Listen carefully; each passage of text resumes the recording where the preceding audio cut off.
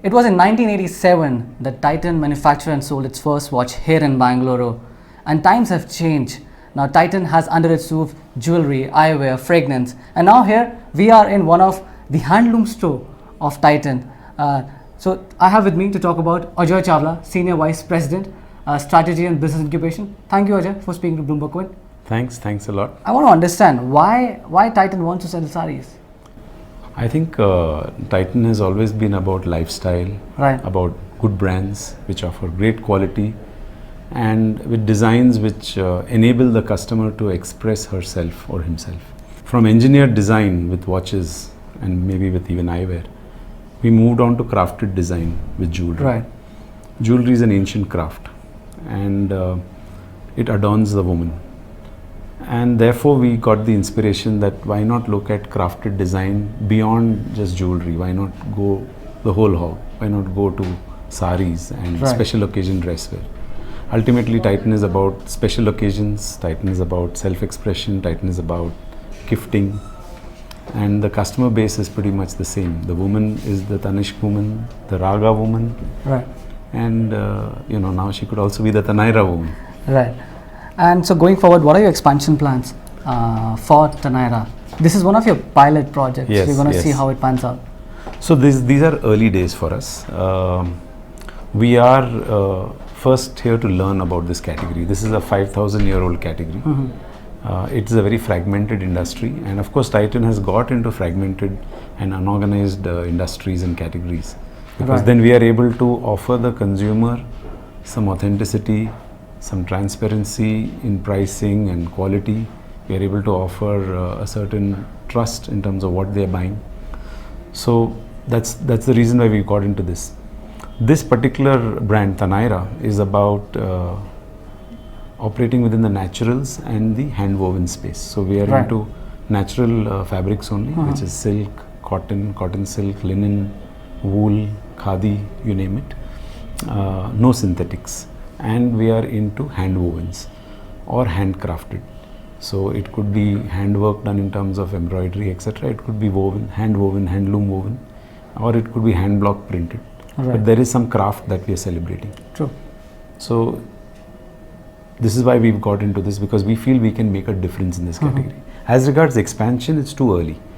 We think we have an idea. We feel that there is a underserved customer or a customer who doesn't necessarily have all her needs met. Right. Because when we put this entire collection under one roof, where we sourced products from across 20 different clusters in India, celebrating 20 different crafts from across the country, we felt we had a proposition. And this is the time to actually test out the proposition. So we brought it all together in a store. And the store, as you can see, offers the woman a chance to interact with with the product and discover the craft for herself. Right. It's not that somebody has to keep showing stuff. She can just browse around and walk through. And we also have a blouse boutique, which enables her to put together the entire ensemble. We are talking about styles in blouses, certain fabrics which are going in contrast. We have a stylist in store, we have a master G, we have tailoring. So we are able to deliver the complete ensemble.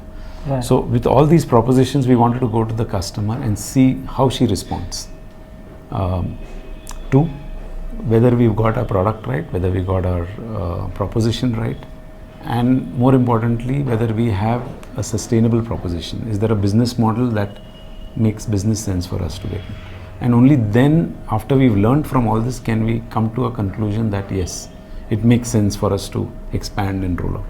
Right. For the time being, it's a pilot, and we will probably put up 3 or 4 pilot stores. We have got this first one, a second one coming up in Jayanagar, Okay. in Bangalore, in a different catchment, and we look at different regions. So you're going to start with Karnataka for the time being, not venturing into other states? No, we will. So the first couple of stores are in Bangalore, Right. but we will look at something in the north, something maybe in other parts of the country, so that we are able to get a feel on regional preferences and how customers from different states react. You have experience of manufacturing watches, as we said, then jewelries and eyewear. So those things also requires a different kind of infrastructure. and selling the saris, we are in this Tenaira store. Yeah. It has a different feel, the kind of infrastructure you put in, you brought everything into one roof. So what Yeah. are the challenges you have faced? Because that's also first Yes. for Titan. You're right. I think while the fundamental need states we are trying to cater to are common, there is a huge difference because the category itself is very different. It's all Exactly. about textiles, it's all about handcrafting of different weaving techniques. So we've had to bring in a lot of external knowledge, and I think that's the first big challenge, developing some amount of category depth and expertise. As you know that when Titan gets into any category, we get into a certain amount of category depth. Right. We may not make things ourselves, but we will tie up with the best partners. We will understand the process of design, manufacturing, quality, so that when the customer sees something, she sees something of high quality and consistency. So same here, we've had to bring in a lot of category expertise from this particular product area, designers, buyers, QC, sourcing. So all of that. A lot of first for Titan. Yeah, that's a big challenge. The second big challenge is since every piece here is unique. In handlooms and handwovens, we talk about exclusive pieces. So when you walk across, you won't find a single repetition. And there's a large number of SKUs. So as you try to scale up and as you try to replenish as we sell, the challenge in ensuring that we maintain this uniqueness and exclusivity, and we are able to do it at scale, because it's a very fragmented supply chain. There are, I think, 400 clusters and 500,000 weavers in this country. Okay. 400 different geographical clusters where it's made. We have reached out to only 20. And it is a small scale industry. It's not that like a power loom where you can keep churning out meters and meters of yardage. Every sari takes 2 to 3 days, or it could take 9 months to make. So there are challenges in being able to source authentic stuff consistently, put together designs which are unique, and yet build scale into it. So that is the second big challenge. The third, I wouldn't call it a challenge, I think it's a go-to-market strategy. How do we bring alive the clusters and different craft forms from across the country? So ensuring that we are able to showcase and give space to each and every craft form will mean we probably need larger spaces, we probably need more easy browsing and storytelling. So it will mean a certain kind of retailing strategy that we'll need to adopt. I think the rest of them are business strategies which every business requires.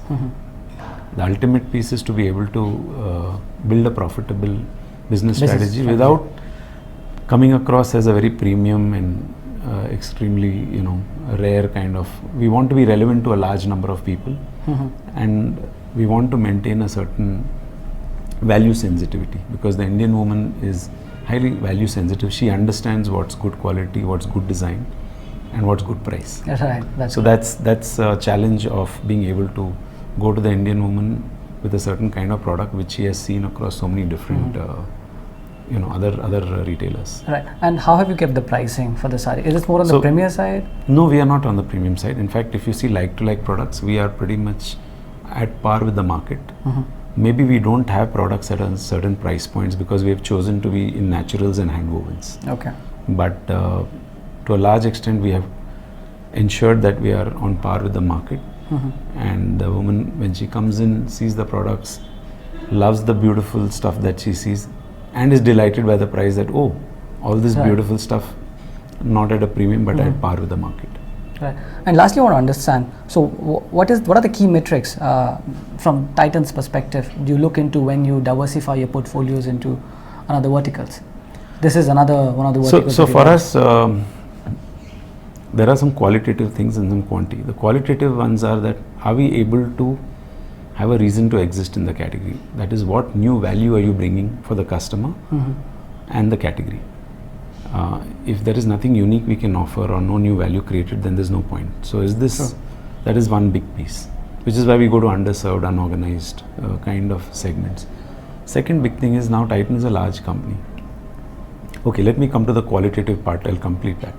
Is this a category about lifestyle and self-expression and brand driven and design driven? If it is yes, then we would like to get into it, because there is some amount of reason to exist for us. If I look at metrics, hard metrics, we like to see that the category is large enough or potentially large enough, even if it is currently small, potentially large enough that it offers us an opportunity to create a large business, maybe not now, but in 5 to 10 years. Can it hit 500 crores? Can it go beyond that? If it is too small, if it is going to remain 10, 20 crores and just a standalone business, then we don't have any reason. Right. So we should be able to see a potential 5 to 10 years later. Can it be large enough to create a certain size? Right, right. And do you think Taneira would be able to create its own niche as the other Titan brands have? We hope so. We definitely hope so. But then that's the reason why we've created this pilot. We want to test the proposition. We want to see if we are able to excite the consumer in different parts of the country. If yes, I'm sure then we are in a position to create a much larger footprint. And the category size is large and it is growing, especially special occasions. So for us to build scale would not be a problem. Once you get the building blocks right, then scaling up is Exactly. easy. So right now we are in the happy phase of learning, experimenting and iterating and ensuring we sharpen the proposition and delight our customers. Right, right. So thank you, Mr. Raja, for Thanks. speaking to Bloomberg Quint. Thank you.